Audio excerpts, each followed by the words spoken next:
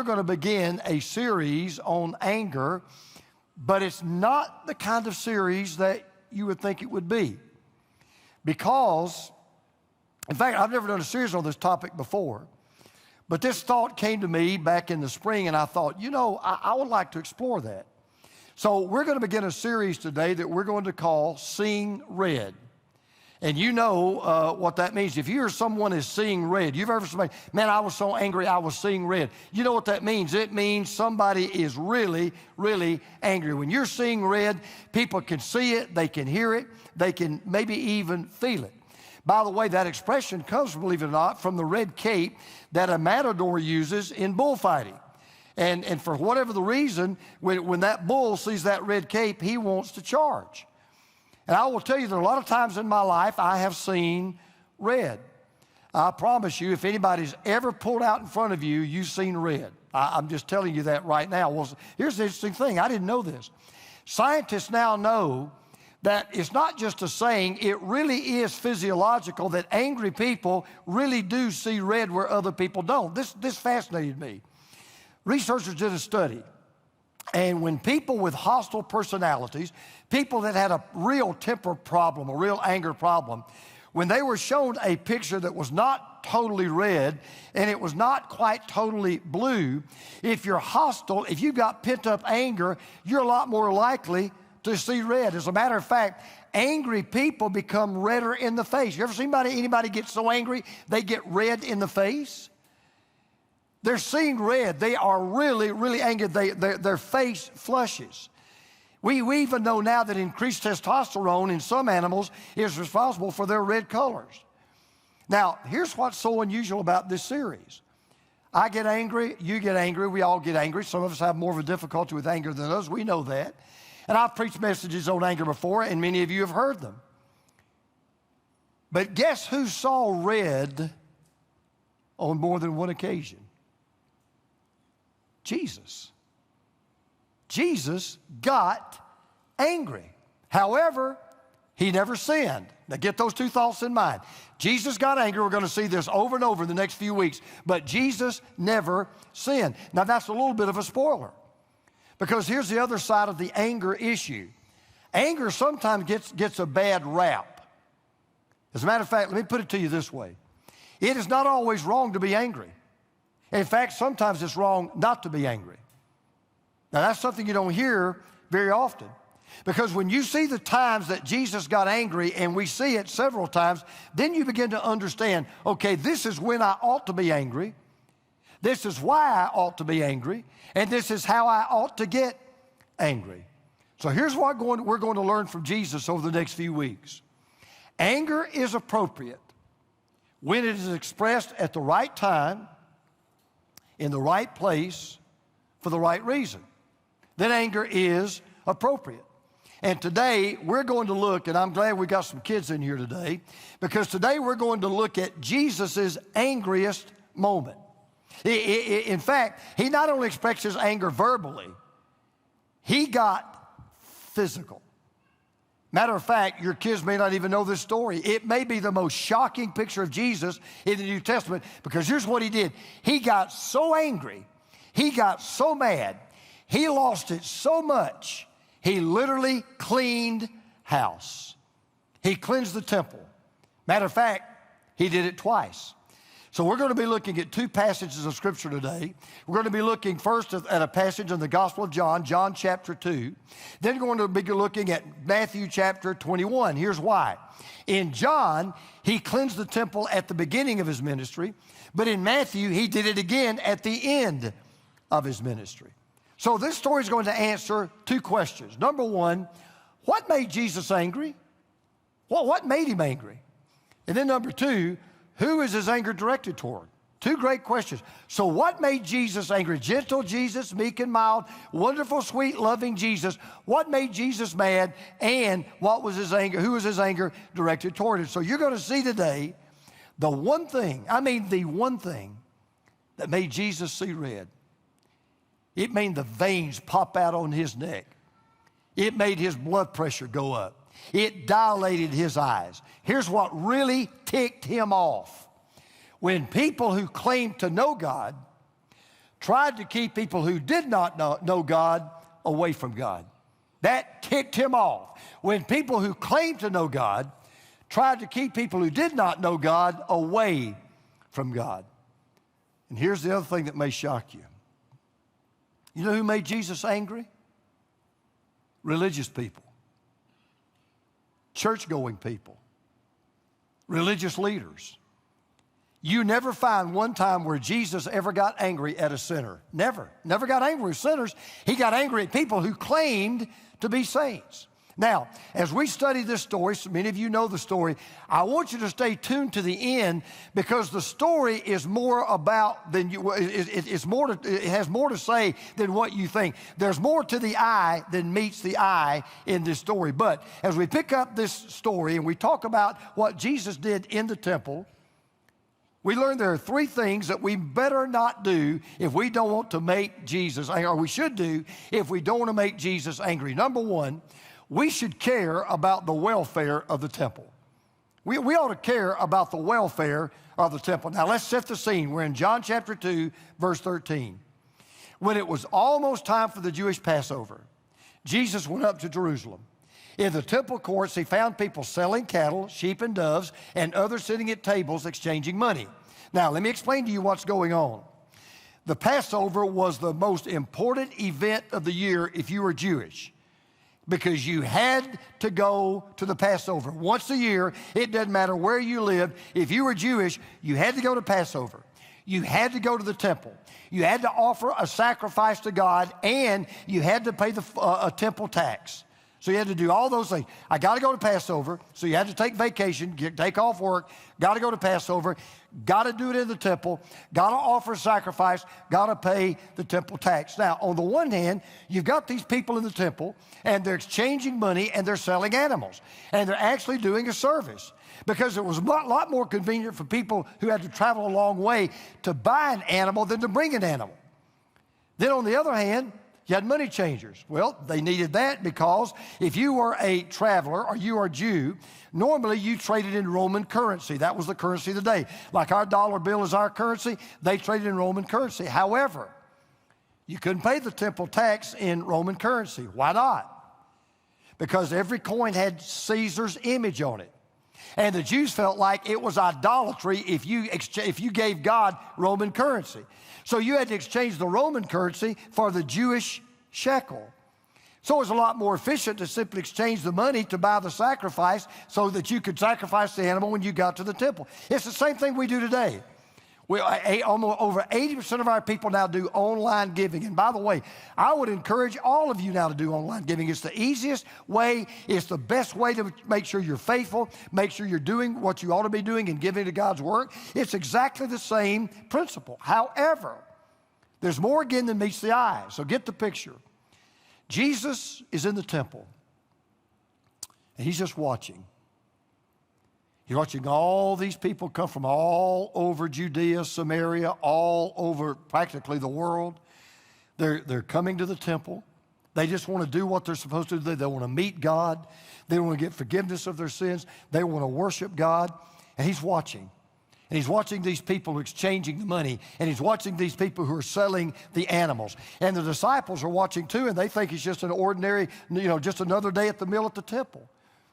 But nobody knows that Jesus is a ticking time bomb. Nobody knows his blood pressure is going up every single moment. And all of a sudden, something happened that the disciples never thought they would see. I promise you, it shocked everybody to the core because all heaven breaks loose.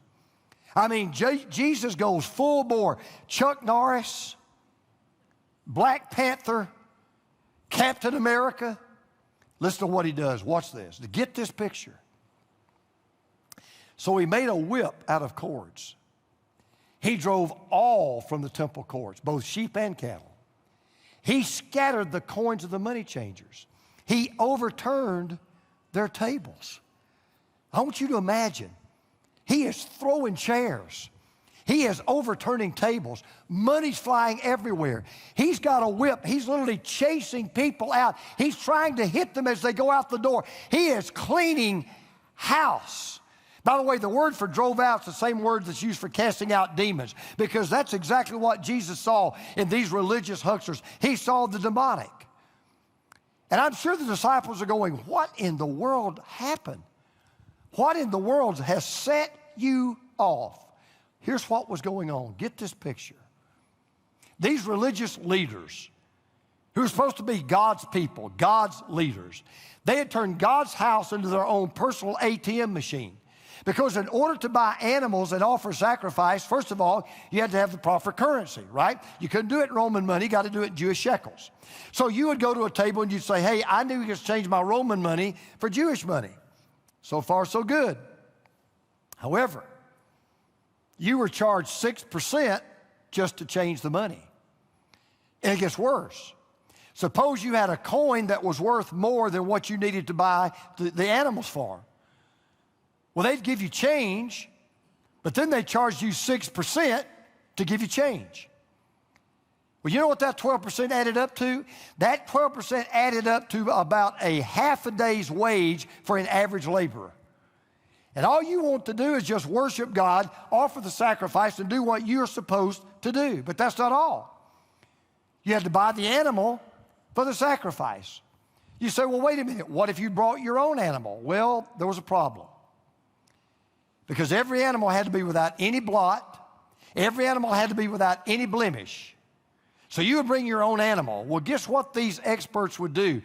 They were expert at finding blots and finding blemishes. So guess what? Nobody's animal ever passed muster. Oh, no, he's got a tick bite here. No, there's a little scar right here. So they would find a blot or a blemish, so you had to buy one of your own animals. You say, well, what was wrong with that? Well, the only problem was they never went on sale.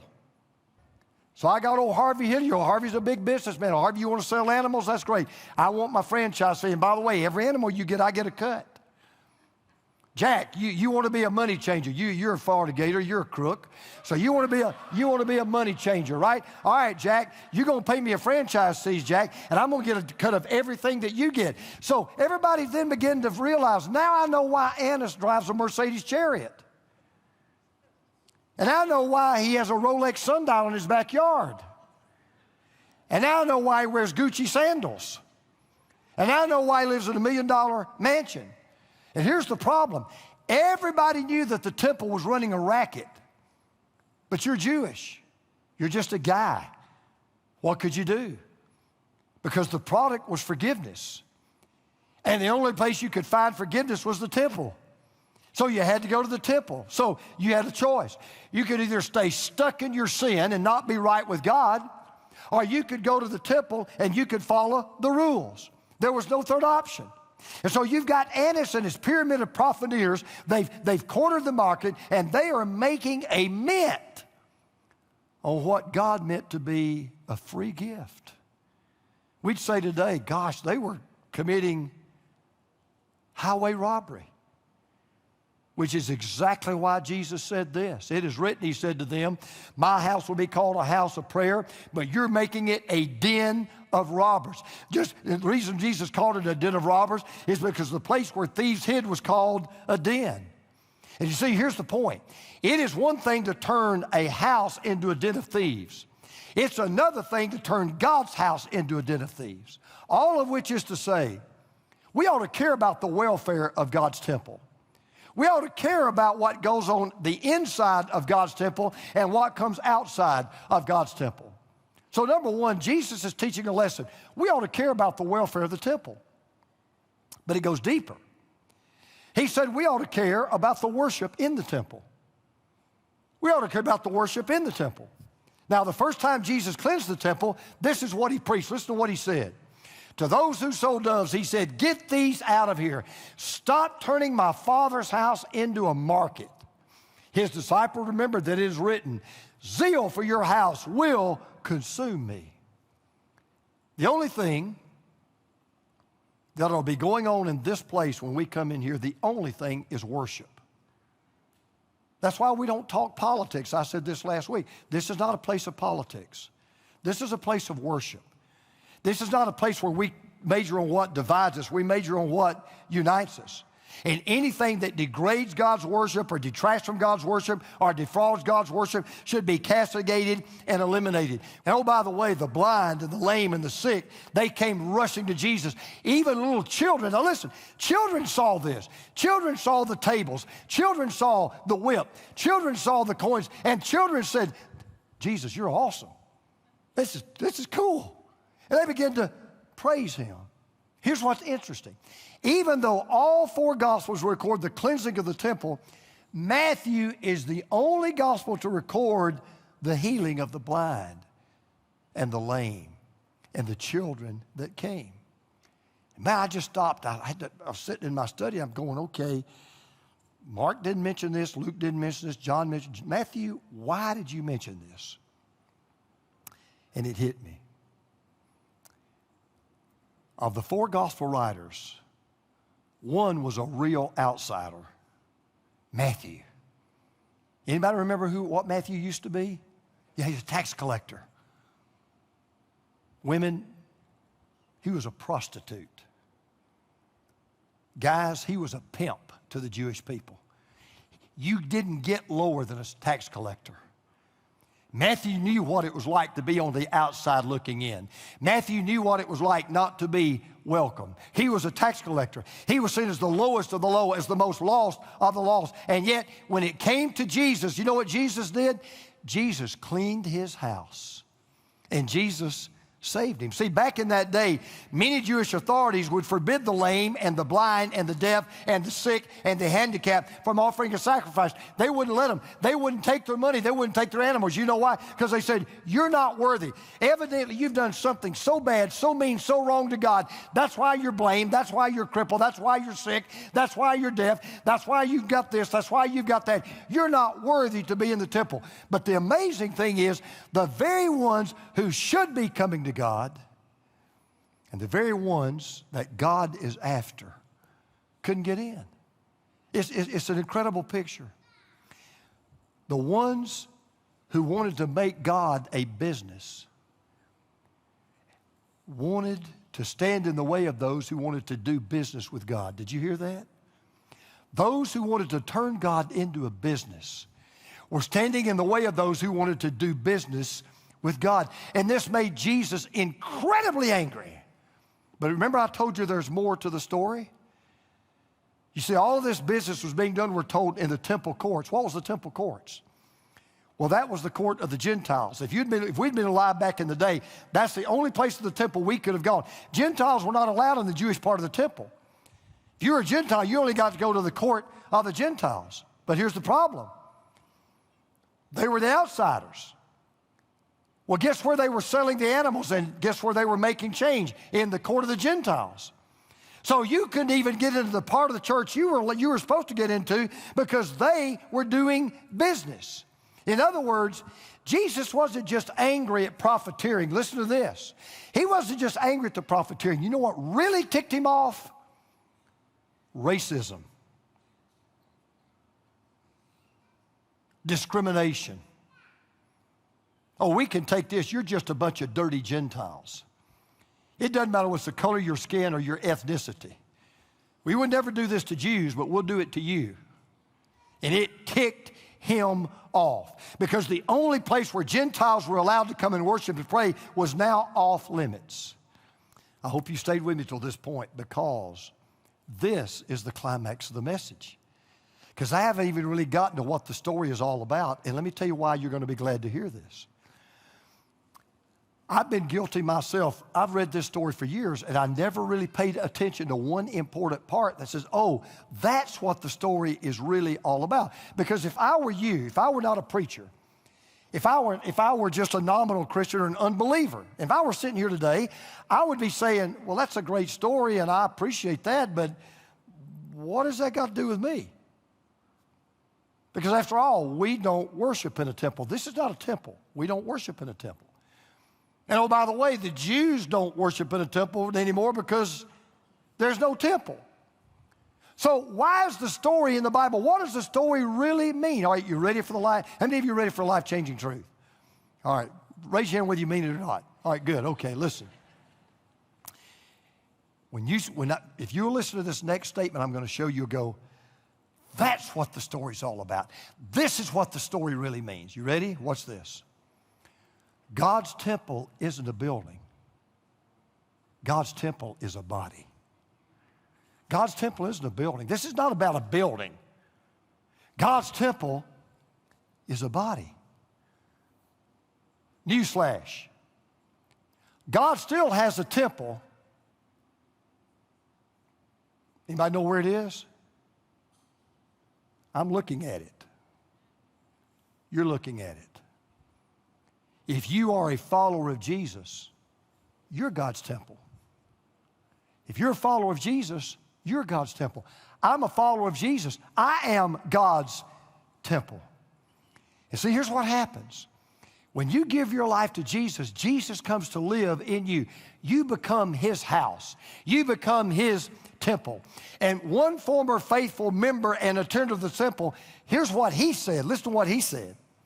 Do you not know that your bodies are temples of the Holy Spirit, who is in you, whom you've received from God? You are not your own. You are the temple of God. I know some of you think, oh, wait a minute now. Wait a minute. Some of my seminary guys, we got some young staff members. I've seen Micah back there. He's in seminary. These guys get to seminary. They think they know more than I do, and I'm going to show them they don't. You say, oh, Doc, you're just reading into the text. Now, you're just taking something Paul said, and you're reading it back into the text. No, I'm not, because I want you to listen to something I never paid attention to much at all. Listen to what Jesus said. The Jews then responded to him, what sign can you show us to prove your authority to do all this? Jesus answered them, destroy this temple. Don't go to the next verse till I tell you. Destroy this temple, I'll raise it again in 3 days. Now, where did he say that? He's standing in the temple. Destroy this temple, I'll raise it up in 3 days. All right, now change it. They replied, it has taken 46 years to build this temple. You're going to raise it in 3 days? But the temple he had spoken of was his, say that word out loud, body.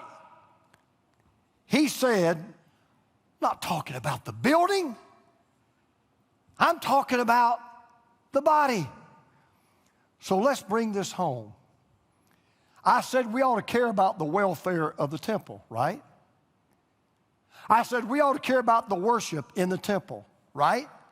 I said we ought to care about the witness of the temple, right? Yep, that's right. So now, let's get real personal. Now let's get real practical. Now let's get real relevant. You ready? Does your house need cleaning today? Is your house a place of worship 24/7 inside? Let that linger. You don't come to this church on Sunday morning to worship only now. You ought to be bringing your worship out from outside that you've been doing all week long. Is your house a place of witness 24/7 on the outside? See, here's the truth. We were all born with a dirty house. All of us.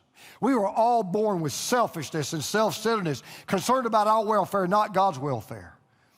And you will never get your house in order. I will never get my house in order until Jesus cleans your house, until Jesus cleans my house. And listen, the only one who can clean God's house is the only one who can clean your heart. Would you pray with me right now? Hello, my name is James Meirit, and I'm so honored to be speaking to you right now through KingdomSat. If I could have just a minute or two of your time, I want to ask you a very important question. Does mankind need a Savior? It's a profound question, but the answer starts with an understanding of the character of God. I believe that God is all merciful, but I also believe that God is just. God created a perfect world for Adam and Eve, which is a true act of mercy and kindness, and yet they rebelled against it and disobeyed His direct commands.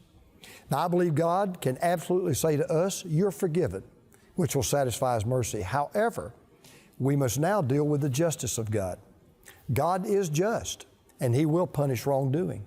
There's a price to be paid, even though God's mercy is willing to set us free from our sin. But how can we pay this price? How can you and I ever truly satisfy the wrath of God with just words and deeds? This, I believe, is the unsolvable dilemma we find ourselves in here on earth. Yes, we can rely on God's mercy, and I believe He is merciful, but we can't satisfy God's wrath. That's why we need a Savior. We need God to be willing to become a human being just like us, while at the same time remaining fully God. You say, why? Because only God can save us.